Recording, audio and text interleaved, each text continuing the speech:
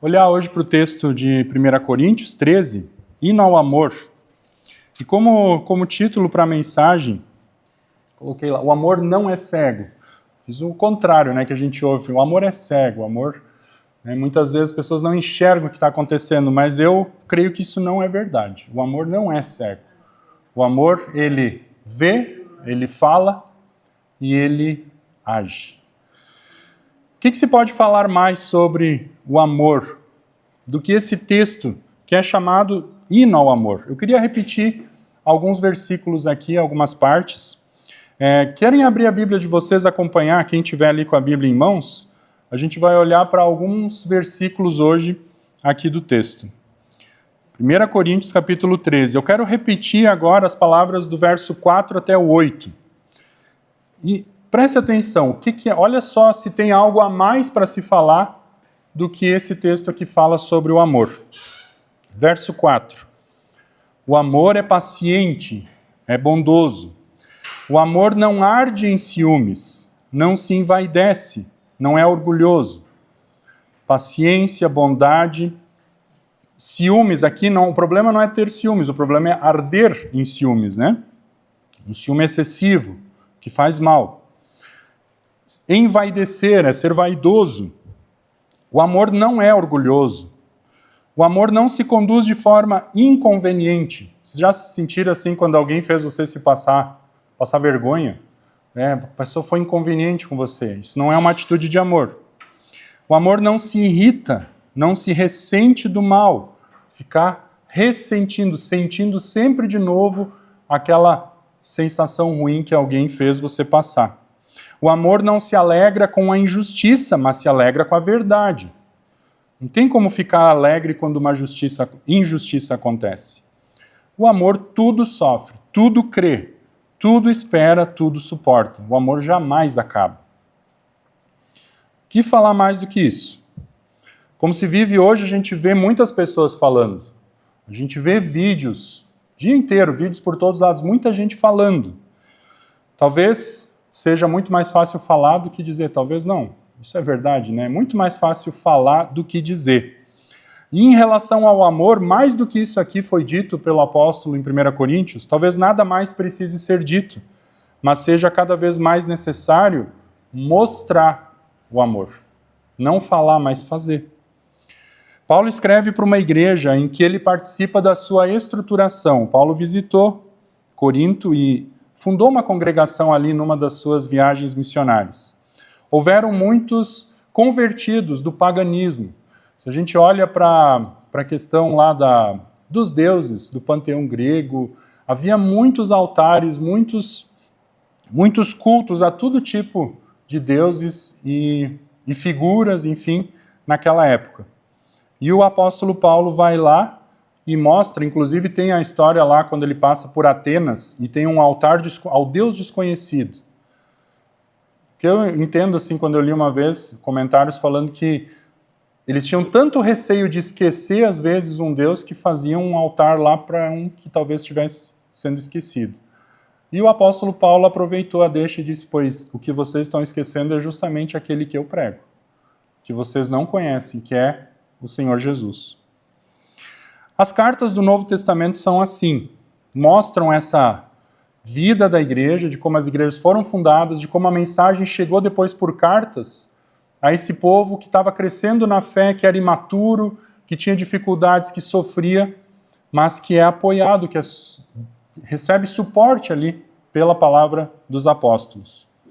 E as cartas do Novo Testamento, elas são respostas para muitas vezes perguntas que a gente não tem, porque a gente não sabe direito o que acontecia, mas pela resposta a gente pode encontrar as perguntas.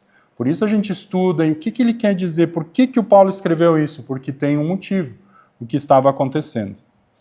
Essa primeira carta foi escrita então lá pelo ano 55, enquanto Paulo estava na cidade de Éfeso. Ouviu notícias sobre a igreja de Corinto e ele escreve de volta para eles, para corrigir problemas, para resolver problemas de divisões que a igreja tinha, uma imoralidade muito profunda e problemas doutrinários. Como eu disse, eram recém-convertidos do paganismo e enfrentavam muitos desafios porque a cidade também estava localizada num ponto estratégico. Era uma cidade portuária, havia muito movimento, muita coisa. Quem conhece Itajaí sabe, assim, quando vai para lá as dificuldades, que também existe uma cidade onde vem pessoas de todo lado, muitas dificuldades. E Paulo recebe relatório lá dessa igreja que foi fundada, recebe relatórios da desunião daquele povo, do pecado que estava sendo vivido dentro da comunidade, e ele também responde dúvidas que os próprios coríntios enviaram sobre temas de fé. Para começar, ali no início da carta, lá no capítulo 1, 2, no início, fala da divisão que havia entre grupos. Porque vocês dizem que um é de Paulo, outro de Apolo, outro de Pedro. Ou seja, tinha pessoas... o que esse fala é verdade, o outro não. Eu gosto daquele, desse aqui eu não gosto. Às vezes na nossa congregação também acontece isso. O que está certo é isso, não gosto do que acontece, né? E essas divisões que vão minando a congregação. E o Paulo diz, gente, o fundamento é Cristo, vamos se apoiar em Cristo e que as divisões a gente resolve a partir do perdão, da fé, do amor. Cristo é o verdadeiro fundamento da fé. E olha no capítulo 4, verso 21, a coisa acho que não era muito agradável, assim, era meio feia a situação. Olha o que o Paulo diz ali no capítulo 4, 21. O que vocês preferem, que eu vá até aí com um chicote ou com amor e espírito de mansidão? Então ele tá pegando pesado com eles, né? Porque se ele está pegando pesado, o que dá para imaginar? A gente tem a resposta, mas não tem a pergunta. A gente tem a resposta, mas não tem a pergunta. Por que ele vem com tanta dureza? Porque a coisa era feia, era difícil o que estava acontecendo. Havia muito problema moral. Para vocês terem ideia, no capítulo 5 fala ali no início. A imoralidade era tão grande, imoralidade tal como não existe nem mesmo entre os gentios, que alguém se atreva a possuir a mulher do seu próprio pai. Olha, isso é uma das coisas que ele cita. Então pode imaginar que havia outras coisas semelhantes. O cara estava pegando a mulher do pai dele. Para resolver essas disputas dentro da igreja, para resolver tensões, ele ainda diz assim, vocês querem e levam tudo para o tribunal, resolvam dentro lá. Por que vocês vão recorrer a um tribunal que é muitas vezes pagão, que não tem a visão de amor, de perdão que vocês já conhecem? E aí a gente compara com situações tipo que a gente vê hoje.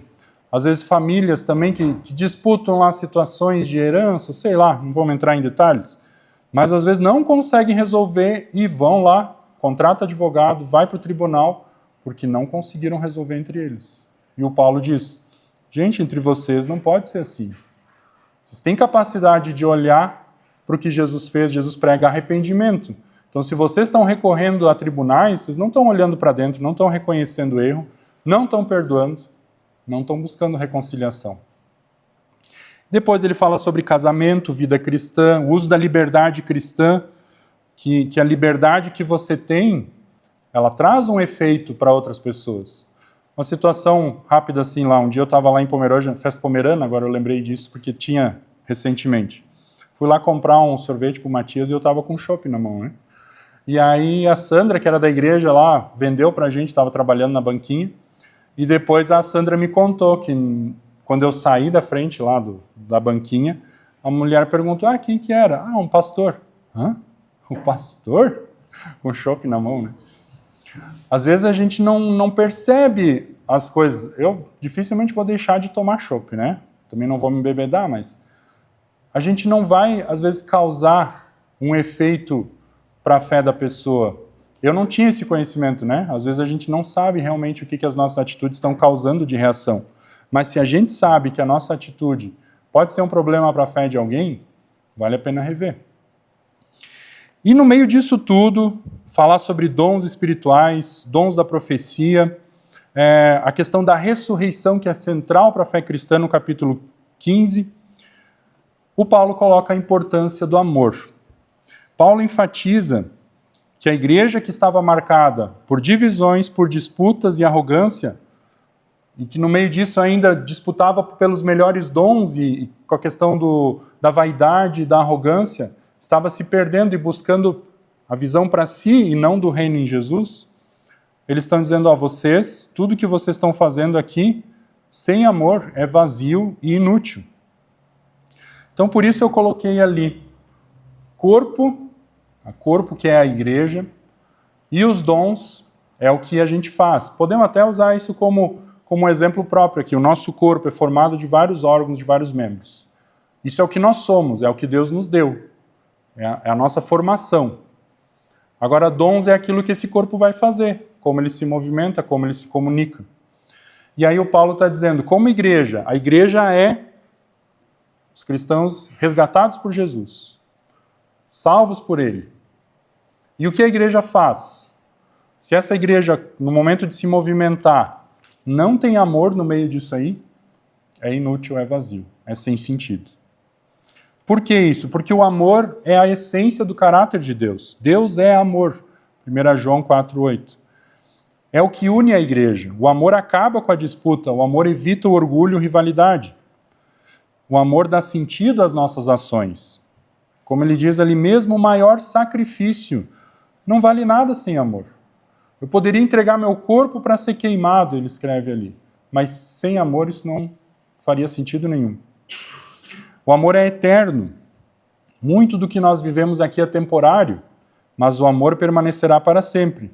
Existem a fé, a esperança e o amor, porém o maior deles é o amor. Por quê? Hoje nós temos fé, confiança, certeza daquilo que nós não enxergamos. O dia que a gente for salvo e estiver lá junto a Jesus, não precisa mais fé, porque a gente já vai estar enxergando totalmente isso. Esperança é esperar por algo que a gente ainda não tem. Quando chegar a vida eterna, não precisa mais esperar, já estaremos vivendo. Assim como uma mãe que espera o filho vir de madrugada para casa. Ela está angustiada, quando o filho chegou, acabou a esperança, porque ele já chegou. Mas o amor é diferente, o amor não vai ter fim. O amor, vivemos aqui, recebemos de Deus e na eternidade ele será maior, completo. O verdadeiro amor cristão, ele não é apenas um sentimento, mas é uma escolha de agir bem, para o bem com o outro. Por isso, voltamos à pergunta, o que é o amor?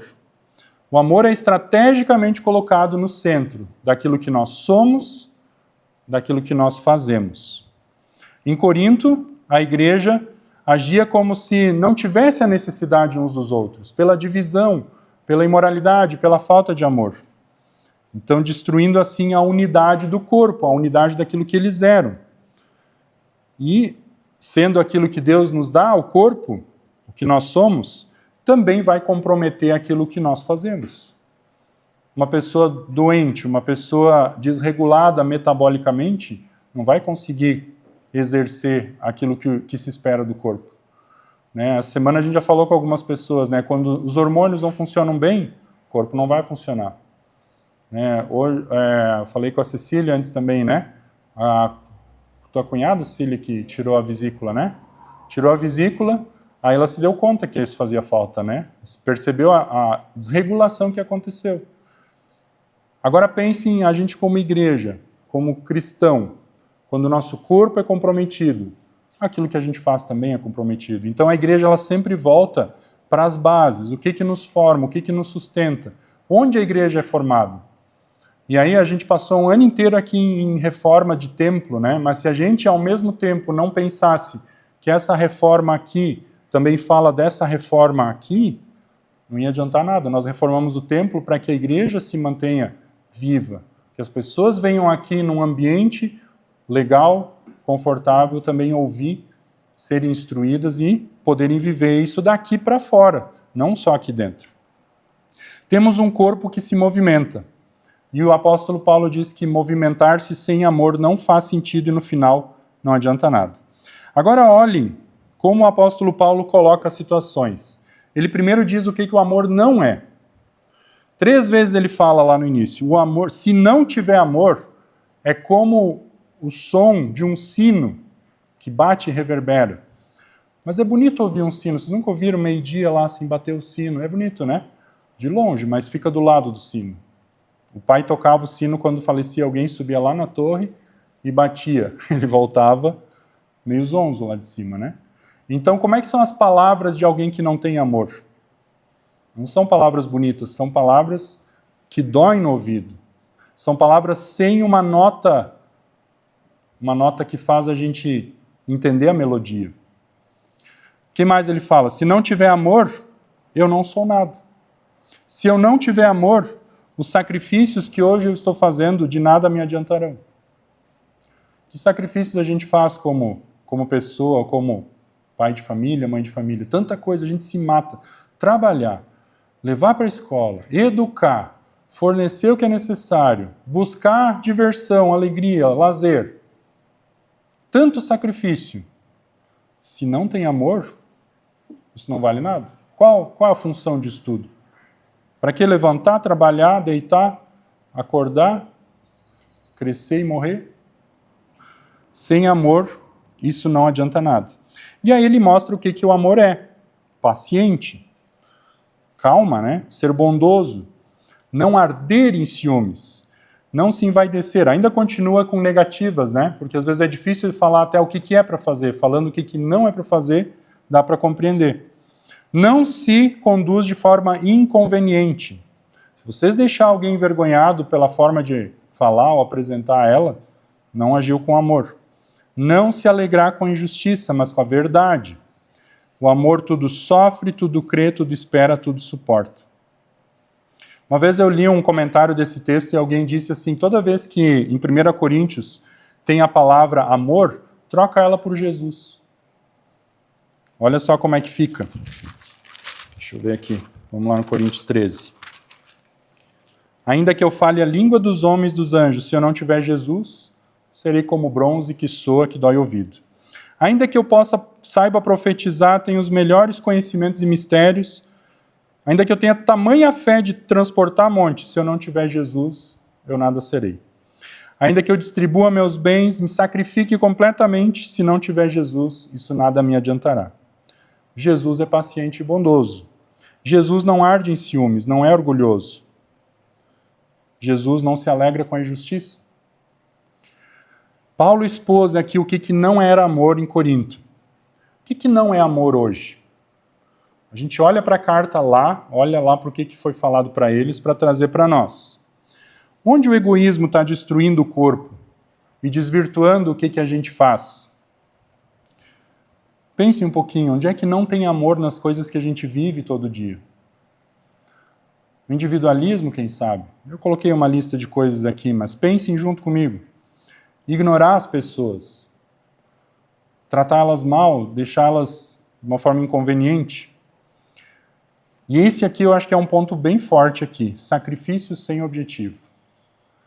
A gente vive numa região em que o que é mais destacado, assim, o que é muito valorizado? O trabalho. Quem trabalha, porque esse pessoal que vem não quer trabalhar. E aí a gente vê pessoas se matando, acumulando, juntando, não desfrutando, e o sacrifício é em vão. E aí eu não estou falando nem de acumular coisas materiais aqui, mas acumular vida com os filhos, vida em família. É um sacrifício excessivo, porque quem se sacrifica, nós não somos Jesus. Nós não somos Jesus. Agora, um sacrifício com amor faz todo sentido. Aí faz todo sentido trabalhar, buscar o lazer, buscar as coisas que a gente quer. Nós somos o corpo de Cristo, nós somos resgatados por Ele. Cristo restaura o corpo nosso na ressurreição, essa certeza a gente já tem hoje. A gente ainda vai viver a eternidade perfeita, mas hoje a gente já vive sinais disso.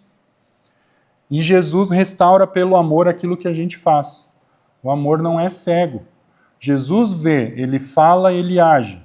E quando Ele transforma esse corpo nosso, esse corpo que é a igreja, nós também vemos, falamos e agimos. Por isso, para amar, precisa olhar para Jesus. Quem não vê o que Jesus faz, esse é cego. Aí o amor é cego. Quando o amor não vê, ou quando o que a pessoa pensa que é amor não vê, Jesus presente o que Ele é, o que Ele faz, porque Ele é a fonte do amor. O corpo está conectado à cabeça. Jesus é a cabeça, nós somos o corpo, que é a igreja. Se você está ligado a Jesus, você é resgatado por Ele da morte para a vida. Ligado a Jesus, você é perdoado dos pecados. Tudo aquilo que pesa na cabeça, nas costas, aquele cansaço, aquele sofrimento, isso é tudo despejado lá na cruz. E aí a gente tem a sensação de paz, de alívio, porque somos perdoados, livres da culpa. Nós amamos porque Deus, Jesus, nos amou primeiro. E só pode amar dessa forma quem está ligado à fonte do amor. Por isso, entre corpo e dons, entre o que nós somos e o que nós fazemos, está o amor, está Jesus. Se Jesus está lá, acontece. Se não tem Jesus, o que a gente fala dói como um sino barulhento. Se não tem Jesus, eu não sou nada. Se eu não tenho Jesus, o meu sacrifício é em vão. Por isso, o que é o amor? Aquilo que acontece a partir do nosso Senhor Jesus. Que Jesus possa habitar no nosso coração, fortaleça a nossa fé, nos mantenha unidos, ligados a essa fonte. E olhando de novo, o amor não é só um sentimento, um desejo. O amor é uma decisão, mas uma decisão consciente. Uma decisão que olha para aquele que decidiu descer do céu, se entregar por nós. E ele espera que nós vivamos isso, porque é ali que existe o verdadeiro amor que preenche um coração vazio. Amém. Que a graça e a paz do nosso Senhor Jesus esteja com vocês hoje e sempre. Nós queremos cantar. Vamos cantar o hino que tem a ver com isso.